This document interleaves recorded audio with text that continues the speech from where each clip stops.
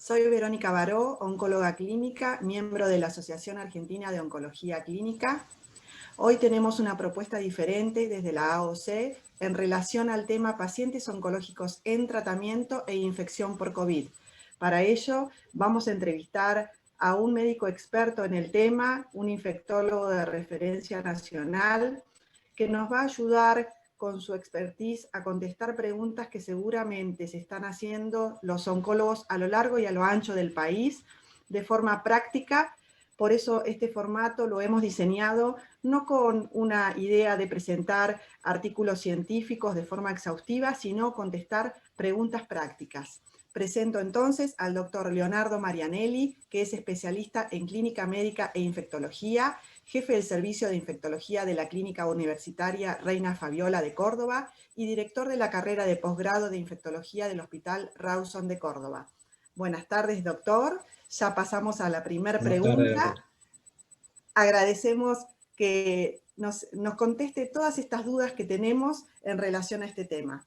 Para empezar, quisiéramos saber si todos los pacientes oncológicos en tratamiento y con infección cursando por COVID son interpretados como una forma grave de esta infección, de esta enfermedad.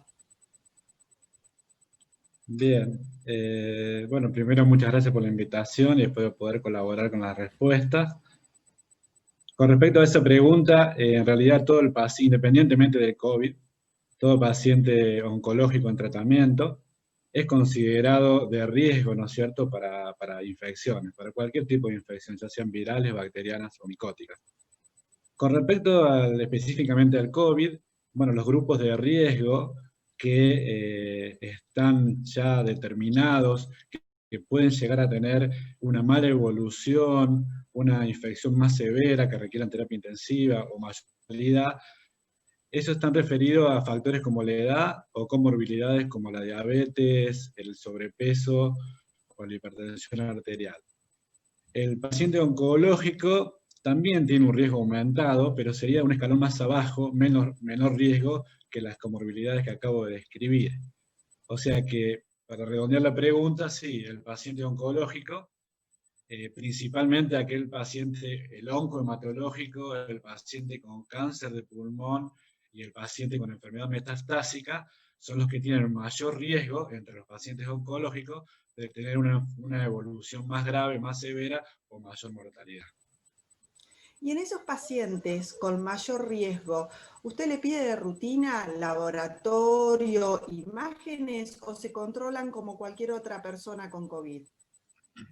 Generalmente la infección por COVID se controla igual en todos los pacientes, independientemente de su factor de riesgo. Pero en los pacientes oncohematológicos tienen determinadas características. Le voy a dar 2 o 3 ejemplos como para hacerlo más esquemático y no tan general. Si a mí, por ejemplo, yo estoy tratando a un paciente oncohematológico en tratamiento y me dice que lo hisoparon por ser contacto estrecho y su PCR le dio positiva, pero el paciente está asintomático, yo no necesito traerlo a la guardia para hacerle laboratorio ni imágenes, sino que me encargo de que el paciente tenga un seguimiento, ya sea telefónico o por telemedicina, y de acuerdo a la evolución que tiene el paciente, a lo mejor en alguna oportunidad haga falta hacerle algún laboratorio o imagen, o a lo mejor pasa su infección asintomático o con mínimos síntomas. O sea que en ese sentido, ese tipo de paciente, en ese ejemplo, no haría falta hacer ningún tipo de estudio extra. Pero, ¿qué pasa? Yo puedo tener un paciente oncohematológico, como segundo ejemplo, que hace fiebre. Este paciente está en tratamiento, y un tratamiento que puede ser neutropenizante. Si este paciente no tiene el diagnóstico de COVID, yo a ese paciente sí lo tengo que hacer venir a la guardia, porque el paciente en este contexto puede que tenga una infección por COVID, o puede que tenga otra cosa. Entonces a ese paciente yo sí le tengo que hacer, aparte del hisopado para el diagnóstico del COVID, las determinaciones de laboratorios y las imágenes necesarias de acuerdo a la clínica para arribar a un diagnóstico, ¿no? Entonces a ese paciente, en ese ejemplo, yo sí lo hago venir a la institución para estudiarlo y hacer un diagnóstico más preciso. Después está lo otro, ¿no? está el paciente, los grises que decimos nosotros, uno en blanco, el negro son fáciles, pero en medio hay un montón de grises que hay que definir. Ese paciente que es oncohematológico, que al principio estaba asintomático, y después me hace fiebre en el transcurso de la evolución. Entonces, a ese paciente que me hace fiebre en el transcurso de la evolución, por ser oncohematológico y estar en tratamiento, sí también lo hago venir a la institución para evaluarlo y estar seguro que esa fiebre es por la infección por COVID y no otra cosa que requiera antibióticos, por ejemplo.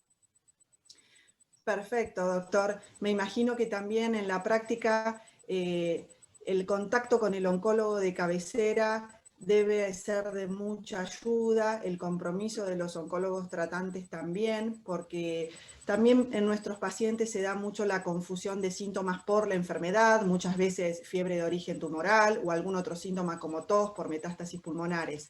Así que creo que en esto hay que rescatar una vez más que el trabajo en equipo, en este caso con los oncólogos, infectólogos o clínicos, es fundamental.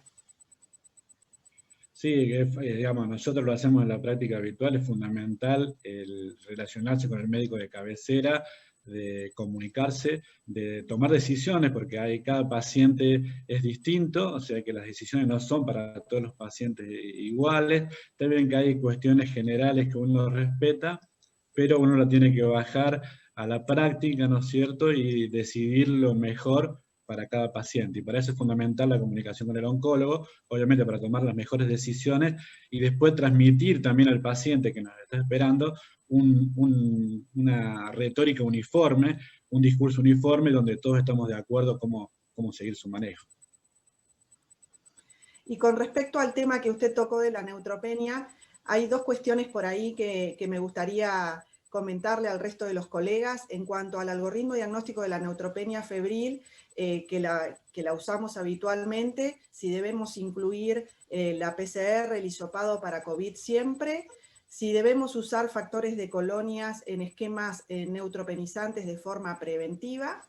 Y una vez que tenemos el diagnóstico de la neutropenia febril, si usted está de acuerdo o no, de acuerdo a la evidencia que tenemos del uso de factores de colonias en estos pacientes infectados por COVID. Bien, son tres aspectos a considerar, hay algunas cosas que están más definidas que otras. Con respecto a si hace falta hacer la PCR pretratamiento neutropenizante o pretratamiento oncológico, la Sociedad Americana de Infectología lo recomienda, porque nosotros estamos por iniciar un tratamiento que va a inmunodeprimir al paciente. El paciente puede estar cursando una infección por COVID asintomática, por eso sería importante que todo paciente, antes de realizar un tratamiento que lo va a inmunodeprimir, tener una PCR basal, pero no solamente quedarnos con eso, sino también educar al paciente de que respete todas las recomendaciones que hay para tratar de que no se infecte durante el proceso, ¿no es cierto? No solamente la PCR pretratamiento. Pero es una recomendación de la Sociedad Americana de Infectología. No todas las sociedades están de acuerdo porque también depende de la disponibilidad de la técnica, ¿no es cierto? Y bueno, de los costos también. Pero es una recomendación porque eso da más seguridad al manejo del paciente oncológico, porque sabemos que vamos a inmunodeprimir o vamos a realizar un tratamiento en un paciente que se ha descartado una infección por SARS-CoV-2. Con respecto al segundo aspecto de los factores estimulantes de colonia como profilaxis de los tratamientos, bueno, eso varias sociedades ya se han expedido y teniendo en cuenta los riesgos y los beneficios, sugieren realizar profilaxis cuando uno va a iniciar tratamientos que tienen más del 10% de probabilidades de producir neutropenia febril. Antes de la pandemia se los consideraba o se los recomendaba cuando el tratamiento era más del 20%, que producía más del 20% de probabilidades de neutropenia febril. Ahora con la pandemia se bajó un poco ese valor a un 10%, entonces estarían recomendado el uso de factores estimulantes de colonia, obviamente después de la quimioterapia, para evitar, ¿no es cierto?, tener ese beneficio que trae el uso de factores estimulantes de colonia en aquellos pacientes que tienen esquemas neutropenizantes. Otro cuadro distinto es por la tercera pregunta que me realizaste, es el uso de factores estimulantes de colonia en el paciente que está neutropénico febril. Ahí es diferente. Ya la Sociedad Americana de Infectología, ya por el 2010, y después nunca lo modificó, no recomendaba el uso de factores estimulantes de colonia en pacientes con neutropenia febril. Se habría que tratar la infección y una vez resuelta se podrían utilizar. La Sociedad Americana de Oncología Clínica tiene la misma recomendación, pero le pone algunas excepciones, como por ejemplo si la neutropenia es muy profunda, si tiene más de 10 días la neutropenia, si hay una infección micótica. En realidad lo que se ha visto últimamente, si bien las publicaciones son limitadas, es que los pacientes que tienen infección por COVID y neutropenia febril podrían tener un empeoramiento de su cuadro respiratorio por la recuperación de los neutrófilos. Recuperar neutrófilos, eso podría empeorar la reacción inflamatoria pulmonar y llevar a una insuficiencia respiratoria aguda, necesidad de asistencia respiratoria mecánica y obviamente muerte. Así que en el caso de la neutropenia febril y COVID, el uso de los factores estimulantes de colonia, yo en un principio lo restringiría. Obviamente hay que volver cada caso en particular, pero en primera instancia no los utilizaría. Perfecto, doctor. Una duda que tenemos, porque por supuesto, si bien las guías dicen lo que usted comentaba, es de uso bastante habitual cuando tenemos neutropenia febril, en la ansiedad que tenemos los médicos de colocar factores de colonias. Entonces me parecía importante aclararlo por esta complicación que pueden tener los pacientes. Otro tema me parece interesante también en este grupo de pacientes es, luego que cursaron la infección, ¿cuánto tiempo es el aislamiento que deben cumplir? ¿A qué día se le da el alta infectológica epidemiológica, si es igual que en otros grupos? ¿Y cuándo consideraría retomar su tratamiento oncológico luego de cursada la infección? Bien, con respecto a la alta de los pacientes, ya hay varios estudios que se han realizado sobre hasta cuándo los pacientes transmiten virus. Entonces, ya se ha determinado, generalmente los pacientes inmunocompetentes al día 10 ya no transmitirían más el virus, por eso al día 11 se le está dando de alta, y los pacientes inmunodeprimidos se ha cultivado, se les hace un hisopado nasal, ese hisopado nasal se hace una PCR, y de ese hisopado se manda a cultivar el virus.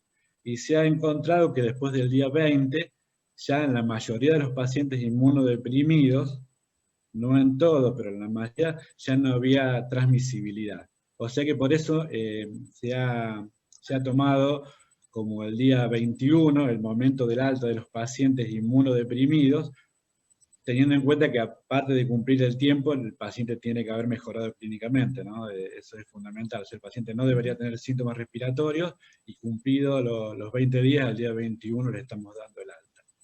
Sin embargo, porque siempre en la medicina hay excepciones, ahora el 1 de diciembre hay una publicación de 20 pacientes que son oncohematológicos con trasplante de médula ósea que tuvieron transmisible hasta el día 60, o sea, 2 meses que se cultivó el virus del hisopado nasal.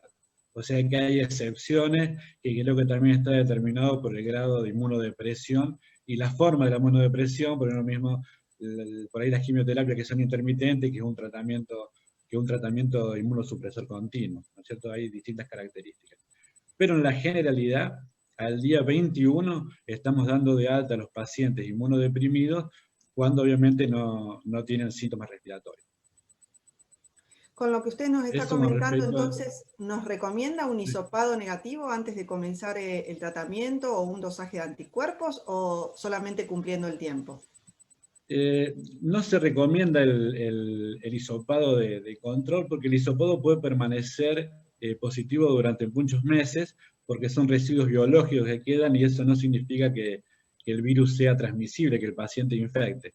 O sea que no está indicado el hisopado, principalmente la PCR de control al alta, para este tipo de paciente que cursó la infección.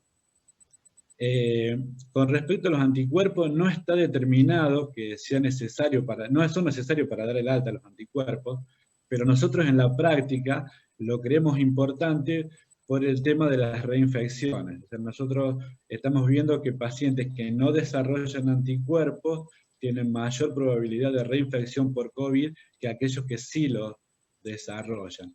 Si bien no hay una pauta en una sociedad que diga que al alta haya que pedirle anticuerpos, nosotros en la práctica a todos los pacientes le estamos determinando anticuerpos para saber si van a quedar por lo menos protegidos durante esos 3 meses, que sabemos que pueden durar los anticuerpos por ahora, y para el manejo sería importante. Muy bien, y por último, un tema que está muy actual y muy candente, que es el tema de las vacunas, ¿sí? ¿Nos podría explicar brevemente qué tipo de vacunas podrían llegar a recibir los pacientes oncológicos que están en tratamiento? Y en el caso de no poder recibir, ¿qué recomendaciones les daría a estos pacientes? Bien. Con respecto a las vacunas, bueno, existen varias plataformas donde se desarrollan las vacunas. La plataforma sería la forma o la técnica por la cual se quiere lograr que una persona sea inmune al virus, al SARS-CoV-2. Ya sabemos antes del COVID que hay las vacunas que están desarrolladas a virus vivos atenuados o que utilizan vectores virales para producir la inmunidad, están contraindicadas en los pacientes inmunodeprimidos. Entonces, ¿de qué estamos hablando?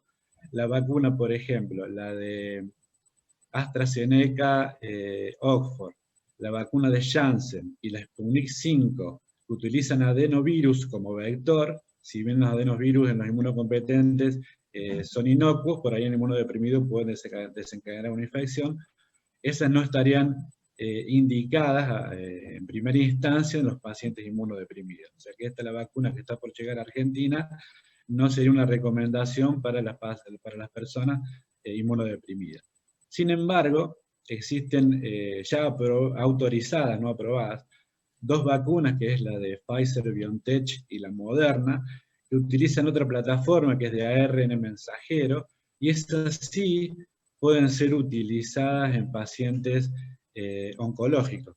O sea que ya tenemos dos vacunas que, si bien no están disponibles en Argentina por cuestiones probablemente geopolíticas, esas vacunas pueden ser utilizadas en pacientes inmunodeprimidos oncológicos. Es más, en el estudio fase 3 de la vacuna de Pfizer, había un 4% de los pacientes que tenían un cáncer activo, y si bien no tenemos datos todavía sobre cómo le fue con respecto a la inmunidad que le produjo la vacuna, esas vacunas van a estar disponibles en algún momento para el tipo de paciente del que estamos hablando, que es el paciente oncológico o el inmunodeprimido.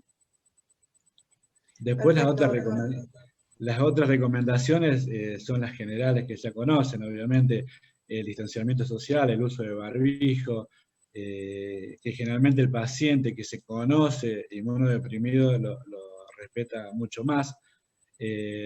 Tratar de no ir a reuniones sociales donde haya un número importante de personas, porque ahí obviamente se aumenta el riesgo de adquirir el virus y obviamente, como ya hablamos al principio, hay mayor riesgo de que pueda tener una infección grave. Con respecto a la pregunta de cuándo retomar el tratamiento oncológico, no hay un tiempo definido, ¿está? Algunas sociedades sugieren que cuando ya se suspenden las medidas de aislamiento, porque ya se considera que el paciente no es transmisible, ahí se podría retomar el tratamiento oncológico sin problema. O sea que si nosotros estamos dando de alta a un paciente al día 21, ya el día 22 podría arrancar, digamos, con el tratamiento que venía recibiendo. Obviamente hay casos especiales donde la urgencia o la complejidad pueden requerir que eso sea antes, y bueno, en ese caso se necesita la comunicación entre el infectólogo, el clínico y el oncólogo que lo está viendo para tomar decisiones particulares de acuerdo a cada caso. Perfecto, muchas gracias, doctor. La verdad que muy claras las respuestas. Creo que son preguntas que se hacen oncólogos a lo largo de todo el país. Muchas veces no cuentan en muchas ciudades con infectólogos en sus clínicas, en sus sanatorios y hospitales, así que creo que la opinión de un experto es más que válida. Agradecemos al doctor Marianelli, como así también a la Asociación Argentina de Oncología Clínica por esta iniciativa con un tema tan actual y tan preocupante. Muchas gracias. Muchas gracias, doctora.